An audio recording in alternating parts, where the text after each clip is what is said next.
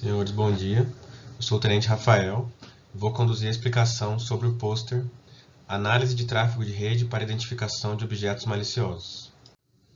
O problema abordado por esse trabalho é a evolução das linhas de defesa de rede e internet utilizando técnicas de aprendizado de máquina.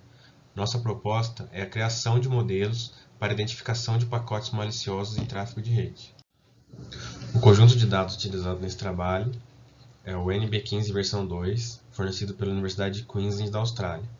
Esse conjunto de dados possui 2.390.000 registros de pacotes de tráfego de rede, com as informações de cabeçalho TCP e IP, e também agregam informações de protocolo NetFlow, que é um protocolo desenvolvido pela Cisco, que contém informações de fluxo de rede dos pacotes. Dentro desse conjunto de dados, nós temos 9 tipos de ataque rotulados, e o 10º tipo de pacote seria o pacote considerado benigno, que é o pacote de acesso de rede legítimo. Do total de 2.390.000 objetos dentro do conjunto de dados, 3,8% são amostras de ataque e 96% são dados benignos.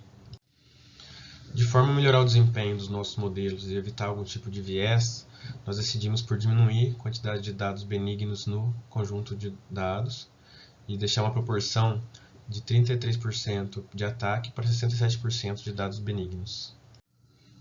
Após o rebalanceamento do conjunto de dados, nós passamos a observar cada atributo individualmente.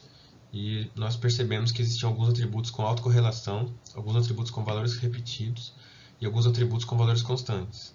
Então nós optamos por remover alguns atributos e no final de 48 nós passamos a trabalhar com 41 atributos. Em seguida fizemos experimentos com alguns algoritmos de inteligência artificial, a gente vai mostrar alguns.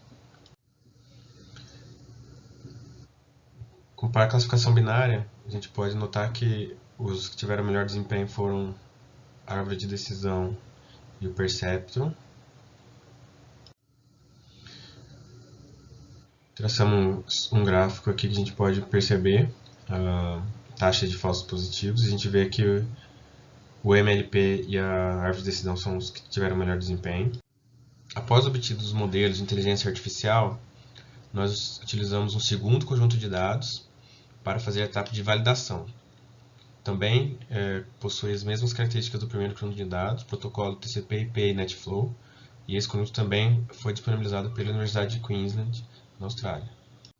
O resultado dos modelos no conjunto de dados de validação foi muito ruim. A gente pode ver que a F1 score de todos os modelos ficou com resultado muito baixo. Ao plotar graficamente, também a gente pode perceber que todos os modelos tiveram desempenho bem ruim no conjunto de dados de validação.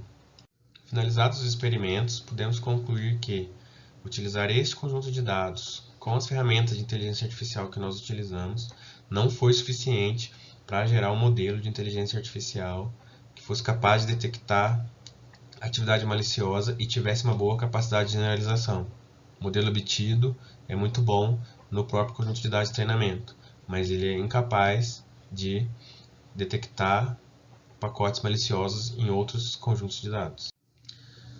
Para trabalhos futuros, a gente pode sugerir avaliar a capacidade de atualização de modelos utilizando outras técnicas de aprendizado, utilizando possivelmente detecção por anomalia, ou buscar outras maneiras de facilitar a rotulação de tráfego em tempo real, para que a gente possa gerar um esquema de extração de atributos utilizando o protocolo NetFlow, sem precisar depender de conjuntos de dados feitos em ambiente laboratório.